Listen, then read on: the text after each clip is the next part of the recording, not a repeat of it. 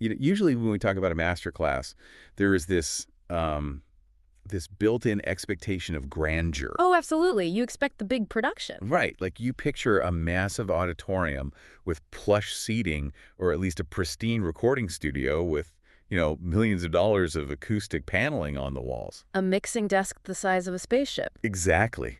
And some legendary producer sitting there imparting wisdom. But the visual that kicks off our deep dive today is, well, it's delightfully, almost aggressively mundane. It really is. Picture this, right? A completely ordinary bedroom. Yeah. There's a slightly unmade bed in the background. A minimalist, maybe even cheap particle board desk. Like something you'd get from IKEA. Yeah, exactly. Yeah. And sitting on that desk is a basic, slightly scuffed laptop. And right next to it, one of those entry-level USB microphones you can buy at any electronics store for like maybe $30. Which is crazy. But here's the thing. Blasting out of this completely average setup is a track that sounds like it belongs on top 40 radio right this second. I mean, it's pristine. It's huge. The bass literally punches you in the chest. And that immediately creates this intense cognitive dissonance, Your visual cortex is telling you amateur hour in pajamas, but your auditory processing is screaming multi-platinum hit produced by Max Martin. Yes. There is just a total disconnect between the environment you're looking at and the output you're hearing. And the presenter of this masterclass, which is appropriately titled Your Next Platinum Hit is Made in Pajamas, they lean right into that dissonance. You don't try to hide it at all. No, they don't try to hide the cheap desk. They proudly reveal that the incredible radio quality song we're hearing, it wasn't recorded at Abbey Road or Electric Lady Studios. It didn't cost a $100,000 budget to produce. No session musicians. Right.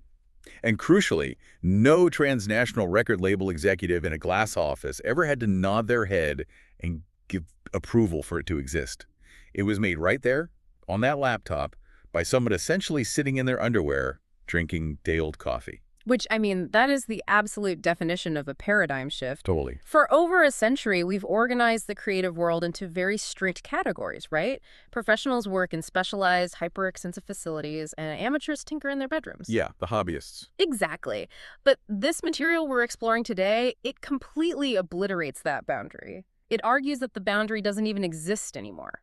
So our mission for you today is to unpack the exact step-by-step process laid out in this fascinating session. We're going to detail how anyone, and I mean anyone, without knowing how to play a single chord on the guitar, without a shred of music theory knowledge, and without a massive budget, can create a professional, commercially viable album using artificial intelligence. It's basically a roadmap. It is. We are going to show you how the massive recording studio and the towering corporate record label have been digitized, compressed, and now fit entirely within the laptop sitting on your desk. And what stands out immediately to me is the tone of this approach. It is incredibly inspiring, yes, but it avoids that empty motivational poster fluff. Right. It's not just believe in yourself. Exactly. It's grounded. It's relentless in its practicality. The entire thesis rests on moving past theoretical disruption and showing you the literal, clickable steps to reclaim creative power. Which is so refreshing. It really is. It's about demonstrating that the old excuses like lack of money, lack of industry connections, lack of 10 years of technical audio training, they simply no longer apply.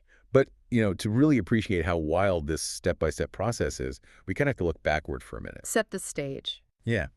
Before we can build an album in a bedroom, we need to understand why doing this was considered utterly impossible for the average person until basically right now.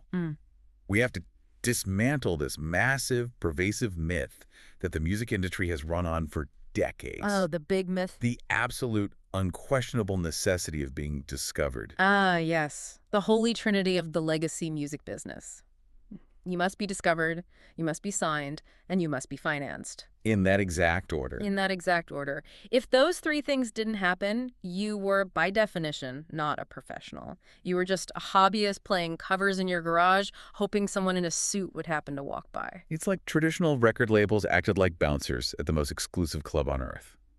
Think about it. They held the keys to everything. Everything. If you wanted to record a song that sounded good enough for the radio, you needed their massive, expensive analog consoles. If you wanted anyone to actually hear that song, you needed their physical distribution networks to get CDs into stores. And their promotional muscle. Right, to get it on the radio. They guarded the door, and they alone decided who got to come in and play. But getting past that bouncer came at an astronomical cost. An economic model built entirely on scarcity and physical limitations. Yeah. I mean, if we look at the legacy economics, it's actually staggering when you view it through a modern lens. Give me the numbers. The classic record deal, the absolute dream that every artist from the 60s to the 2000s was chasing, typically meant the label kept 85% of an artist's royalties. Wait, hold on. 85%. 85%. Okay, let's pause on that. Yeah. Because you write the song, you pour your soul into the performance, you tour for months living out of a van, and you keep 15 cents on the dollar. How did anyone ever agree to that? Well, because they had no other choice. I guess that's true. And the label's justification for that incredibly lopsided split was the overhead. They were acting as massive venture capitalists. Oh, I see. The labels were saying, look, we have to pay $2,000 a day for the studio time. We have to hire the expensive producers and mixing engineers. That adds up fast. And it doesn't stop there. We have to physically press millions of pieces of plastic, load them onto literal trucks, and distribute them to thousands of retail stores globally, hoping they sell. They were funding a massive capital risk. But if the album flopped, The label ate the cost. So they demanded the lion's share of the reward to cover the losses of the 9 artists who failed for everyone that actually succeeded. which, to be fair, made complete logical sense when music was a physical object made in a physical factory. You needed a supply chain. Exactly. It was a manufacturing business. But what we're looking at today argues that those legacy companies, continuing to operate on that legacy mindset, are effectively obsolete. The power shift is seismic because the scarcity is gone. Completely gone. AI has effectively democratized not just the distribution, but the talent and the production itself. That's the crux of the argument. There's this rapid montage described in the session that contrasts the old world with the new. I love that visual. Yeah, it shows dusky recording contracts, executives negotiating in boardrooms, and studios crammed with giant, intimidating analog gear with thousands of knobs. The bouncers and their clubs. Right, and then it cuts sharply to just people sitting at laptops, in coffee shops, in bedrooms, using software. It's a perfect visual representation of the thesis. It really is. You are no longer dependent on gatekeepers. If we connect this to the bigger picture, the creator is now both the studio and the label.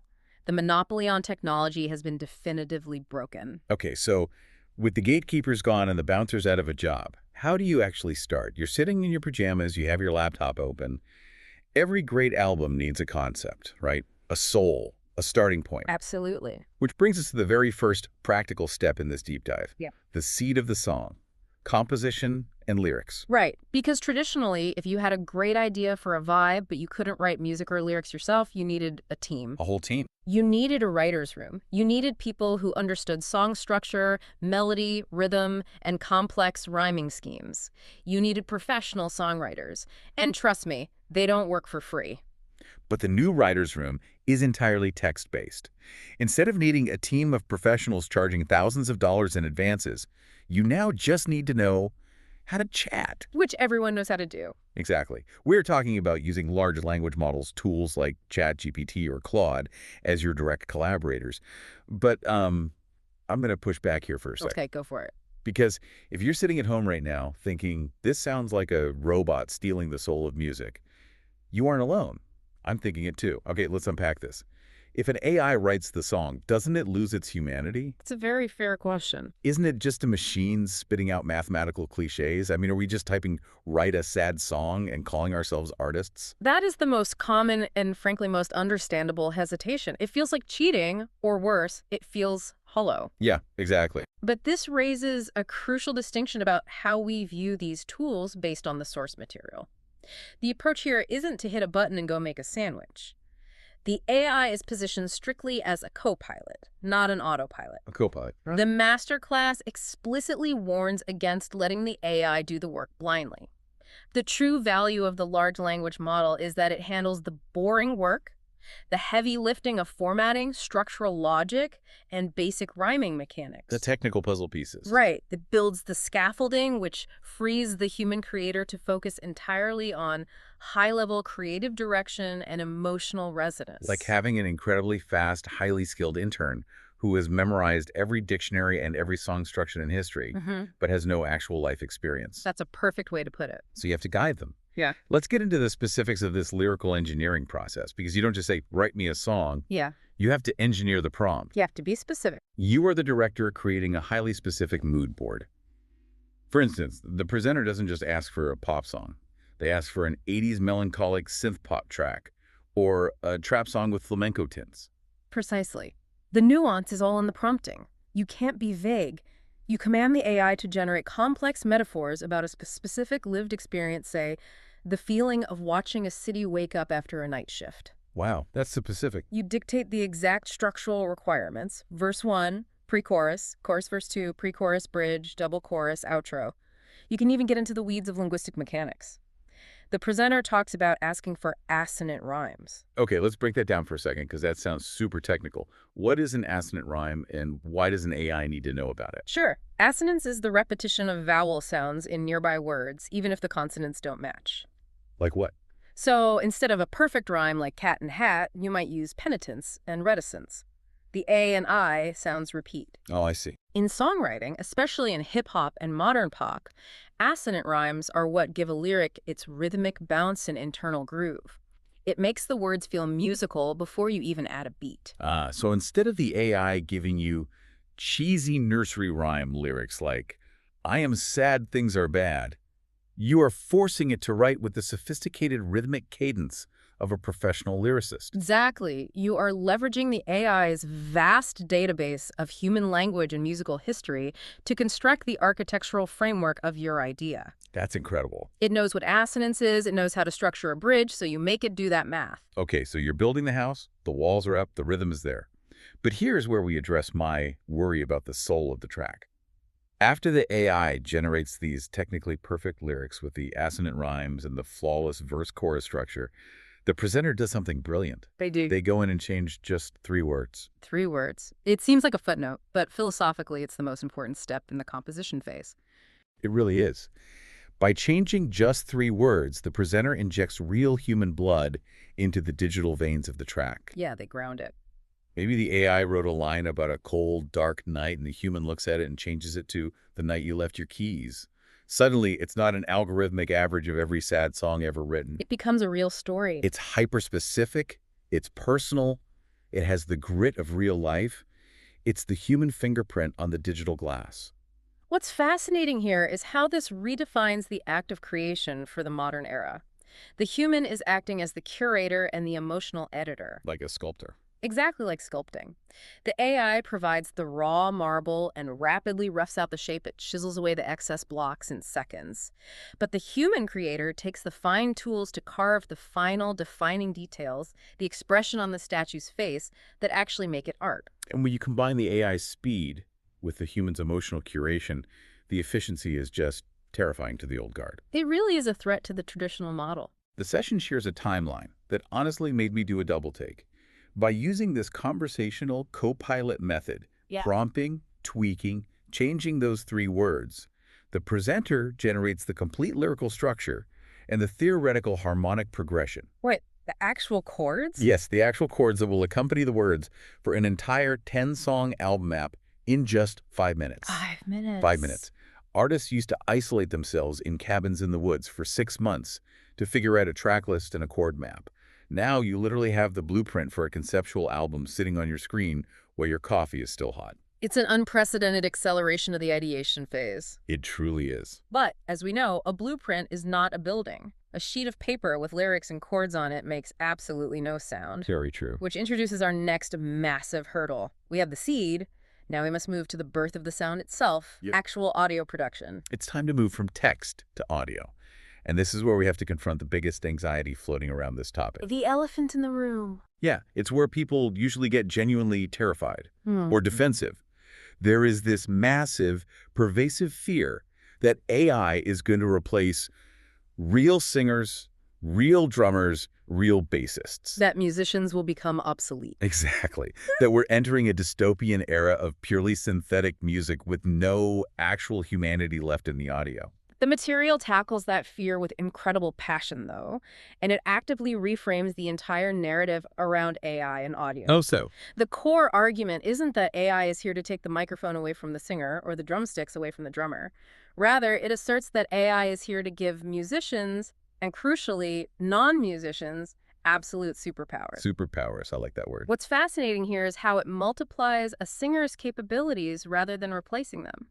If we look at the history of music, technology has always been a multiplier of human capability, not a replacement for human intent. I really like that framing. Think Yeah. about the electric guitar. It didn't replace acoustic players, it just allowed a single person to be louder than a whole orchestra. Exactly. Because traditionally, if you had a great voice, or even just a brilliant melody in your head, but you didn't know how to operate a DIW. Let's actually define that for our listeners really quick. Sure, go ahead. DIW stands for Digital Audio Workstation. It's software like Pro Tools, Logic, or Ableton. Think of it as a digital multi-track tape machine and mixing console combined into one program. The command center. Right. It's the digital canvas where you record, layer, and edit all the different instruments. Perfect. So if you didn't know how to use a DIW, or you didn't have the motor skill to play piano, you were stuck. Your idea was trapped in your head. You were completely dependent. You either had to beg a producer to help you realize your vision and hope they actually understood what you wanted and didn't just impose their own style on it, or you had to resign yourself to downloading generic, unowned, low-quality beats off YouTube and just singing over them. Which is incredibly limiting. But that era of dependency is over. Completely over. Let's talk about what these new superpowers actually look like in practice. Imagine being able to sit at your laptop, type a prompt, and instantly build symphonic string arrangements that sound like they were recorded by the London Symphony Orchestra. From a bedroom. Or brutal, complex trap beats with 808 bass lines that rattle your teeth. Or perfect multi-part vocal harmonies tailored exactly to fit the unique timbre of your specific voice. And it goes even further into what feels like science fiction, but it's happening right now on consumer laptops. The masterclass explored how you can actually clone your own voice. Which sounds weird at first. Right, you might ask, why would I clone my own voice if I can just sing? Well, imagine you are a native Spanish speaker with an incredible vocal tone, but you want to break into the global English-speaking market. A huge barrier for a lot of artists. Huge. You can sing the song in Spanish to capture the emotion and the phrasing, and then use an AI model trained on your voice to map that exact performance onto English lyrics with absolutely perfect native pronunciation. It completely shatters the physical limitations of the human body and geography. Another example from the source. You can take your single lead vocal take and use AI to generate massive backing choirs with rich, operatic textures. All sounding like you. All harmonizing with you, generated from the characteristics of your original voice. And perhaps the most practical application for our listeners sitting in their pajamas. These tools allow you to achieve impeccable, crystal clear, studio-quality sound, even if you are recording your vocals using the tiny, cheap microphone built into your smartphone. Or that $30 USB mic. Exactly. Right, because the AI isn't just applying an EQ filter. It understands what a $10,000 Neumann studio microphone sounds like. Knows the math of the mic. Exactly. It understands the physics of how that mic captures sound in a treated room. It can mathematically process your cheap bedroom audio and essentially upscale it to match that professional acoustic profile. Okay, so how do we actually do this? How do we go from a lyric sheet to this symphonic masterpiece? The session breaks down the production phase into two distinct paths, depending on your background and how much control you want over the final product. The table breakdown. Let's look at path one first. This is called direct generation, utilizing platforms like Suno or Udio. Pack 1 is the absolute ground floor. It's designed for absolute beginners. The people with zero experience. Zero. If you have no musical background whatsoever, if you don't know what a C major chord is, if you don't know what a tempo is, this is where you start. Okay, so how does it work? You take those lyrics you co-wrote with your AI assistant, you input them into a platform like Suno, you describe the genre again in a text prompt, and within seconds, the AI generates full, rich instrumental basses and complete vocal performances. In seconds. Literally seconds. It performs the song for you, interpreting the emotion of your lyrics based on the genre you requested. I've played with this, and it is genuinely mind-bending. You type in words, and a fully produced song comes out. But there's a catch, right? Always a catch. What if you want more control? What if you are a singer or a traditional musician, and you don't want the AI making all the musical choices? You don't want it deciding when the guitar solo happens or what the lead singer's voice sounds like. That brings us to path 2, the hybrid method. This is for creators who want to get their hands dirty. So what's the difference? In the hybrid method, you aren't just typing text prompts. You are combining your traditional digital audio workstation, your DAW, with highly specialized AI plugins. We're talking about tools like Kits.ai, 11 Labs, and specifically RVC, which stands for Retrieval-Based Voice Conversion. Okay. This path is for the person who says, I want to build the track exactly to my measure. I want to sing the lead vocal myself, but I want to elevate it. Let's talk about RVC, because that technology is wild. It's not just a filter, right? Mhm. How does it actually work? Because I'm picturing it like wearing someone else's vocal cords as a suit. That is actually a remarkably accurate analogy. To understand RVC, you have to understand that the human voice has two main components. Pitch, which is the actual note you are hitting, high or low, and timbre. Timbre is the unique texture, tone, and character of your specific vocal cords. It's why you sound like you. Right. What RVC does is use machine learning to separate those two things.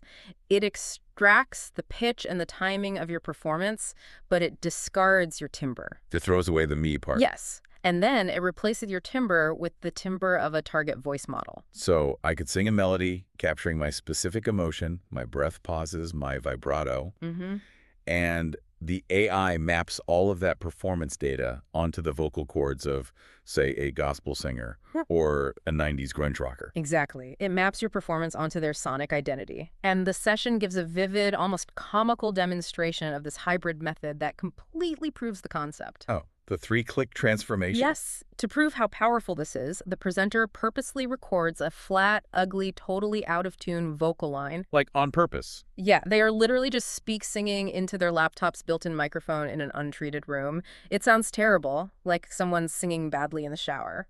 Which is exactly the kind of audio that, historically, a producer would just mute and throw in the digital trash. Useless audio. It's entirely unusable in the old paradigm. You can't put enough auto-tune on that to make it sound human and good. Right. But then the presenter takes this terrible shower singing audio file and runs it through an authorized AI voice model using RVC. They process it. And then what? And instantly we're talking 5 seconds of rendering. They hit play. And out of the same speakers comes a perfectly tuned, incredibly powerful vocal performance with all the rich, raspy, emotional textures of a professional soul singer. Oh, wow. The melody is fixed, the tone is transformed, but the core timing, the phrasing, the intent of the original human idea remain perfectly intact. 3 clicks and bad shower singing becomes a Grammy-level vocal take. That completely inverts the power dynamic of the industry. Yeah. Think about what A&R artists and repertoire at a major label actually did for decades. Oh, they spent millions. They spent months, sometimes years, and absolute fortunes scouting clubs flying around the world looking for the ideal singer with that 1 in a million marketable voice. Or they try to fix a mediocre singer. Right. They spent massive budgets pairing an okay singer with a top-tier vocal producer who could surgically fix their voice syllable by syllable over weeks of expensive studio time. The label's primary leverage was access to that talent and that production capability. And now, the ideal singer and the top-tier vocal producer are mathematically modeled, compressed into a plugin, and sitting in a tab on your web browser. You design the perfect vocal for your song without ever leaving your bedroom. But you'll notice immediately, having a Grammy-winning vocal clone and a massive beat doesn't matter if the overall track sounds like it was recorded inside a tin can.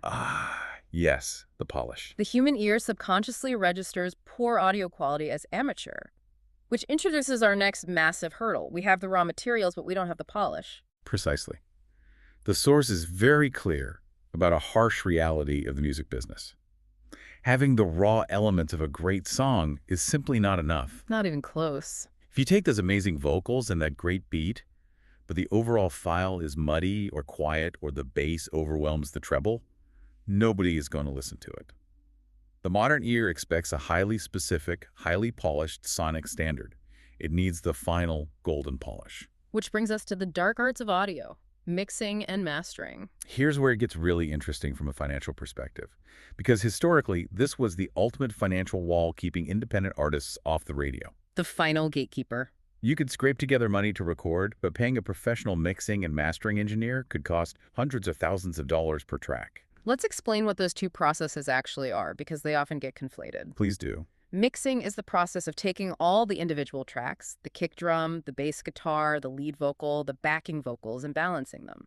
You use tools like EQ and compression to make sure they all fit together in the sonic spectrum. I always think of mixing, like baking a cake, but you have the magical ability to unbake the flour or add more sugar after it's in the oven. That's a great analogy. And you mentioned EQ and compression. Let's demystify those for a second. EQ, or equalization, is basically a sonic scalpel. It's like the bass and treble knobs in your car, but with surgical precision. Exactly. If the vocal and the guitar are both taking up the exact same mid-range frequencies and clashing, you use EQ to carve out space for each of them. Right, and compression is essentially an automated volume pedal. Human performances are dynamic. We sim quiet whispers and loud belts. Right, our volume changes. If a vocal is too dynamic, it gets lost behind the drums and suddenly blasts your ears. A compressor squashes that dynamic range. It turns down the loudest parts and turns up the quietest parts, making the audio thicker, punchier, and more consistent. So that's the mix, balancing the elements. But then comes mastering. The final step. Mastering is taking that single, finished mixed file, the whole cake, and putting the final glaze on it. It's about optimizing the overall track so it sounds loud, wide, and clear on any speaker, whether you're listening on tiny Apple earbuds or a massive club sound system. It was a highly technical discipline that only a few people in expensive, acoustically perfect rooms knew how to do well. It was the final toll booth on the road to professionalism. But algorithmic solutions have completely removed that toll booth. Yes, they have. The session details how AI mastering software functions today, pointing to platforms like Lander, Isotope's Ozone, or even the integrated tools within browser-based DAWs like BandLab. It's all automated now. So how does a computer know how to master a song? It's not just turning a master volume fader up, right? How does an algorithm hear what a hit song sounds like? Well, it doesn't hear the way we do. It processes data. What these AI mastering algorithms do is mathematically analyze the specific audio frequencies and dynamics of your track. Okay, looking at the numbers. They look at the spectrogram, the visual representation of the audio frequencies. They measure the sub-bass, the mids, the treble, the stereo width, the dynamic range. Okay, so it maps my song out into data. Then what? Then, using neural networks trained on massive data sets of music, they take your track's data and compare it against the sonic profiles, or the target curves, of current top-charting Billboard hits in your specific genre. Wow. The AI understands what a commercially successful pop song looks like mathematically. It knows exactly how much sub-bass modern listeners expect. So it forces your track to match that. Yes. It then automatically applies complex chains of EQ, multi-band compression, and limiting to your track to match those industry standards. It literally reshapes your audio data to match the fingerprint of a hit. That's wild. It does in 3 minutes what a human mastering engineer might take 2 days to finesse. The before and after demonstration they play in the session is just staggering. The presenter plays the before audio. It's the raw mix out of the bedroom. And how does it sound? It sounds flat, it's kind of opaque, a bit muddy, and most noticeably, the volume is way lower than a real song on Spotify. Yeah. If it came on shuffle, you'd have to reach for your volume dial. Sounds like a demo. And in the era of streaming, if a listener has to adjust their volume, they usually just skip the track instead. Exactly. You lose them instantly. But then they activate the AI mastering processing. The after audio is a revelation. Suddenly it's bright, the bass is powerful and punches you in the chest without drowning out the vocals. It has life. And most importantly, it sounds loud and commercial. It jumps out of the speakers at you. It has that sheen. The impact of this democratization cannot be overstated for you, the listener. By automating the mastering process, AI completely removes the final technological barrier between the amateur and the professional. It levels the field. Completely. Before this, even if you wrote a conceptually better song than the biggest pop star in the world, if your song wasn't mastered properly, it would sound weak and amateurish when played next to theirs on a playlist. The listener would skip it subconsciously, not because the song was bad, but simply based on the audio fidelity. But now, a track conceptually written with a large language model, generated with AI tools, pieced together in pajamas on a scuffed laptop, can be run through Lander and sonically compete head-to-head, decibel for decibel, on a Spotify playlist with a major label artist backed by $1 million budget. It's incredible. The listener literally cannot hear the difference in the production value. The playing field is completely leveled, which perfectly sets up the final stage of our journey. The album is done. The album is completely finished. It has emotional resonance, it has flawless vocals, it has been mixed and mastered to Billboard standards, and it sounds like $1 million. So what is the next step in the old model? We press our CD and go knock on the door of Sony or Universal to beg them to release it for us, right? Absolutely not. We do not go back to the bouncers. They don't even own the club anymore. Right. We move into distribution and marketing 3.0, complete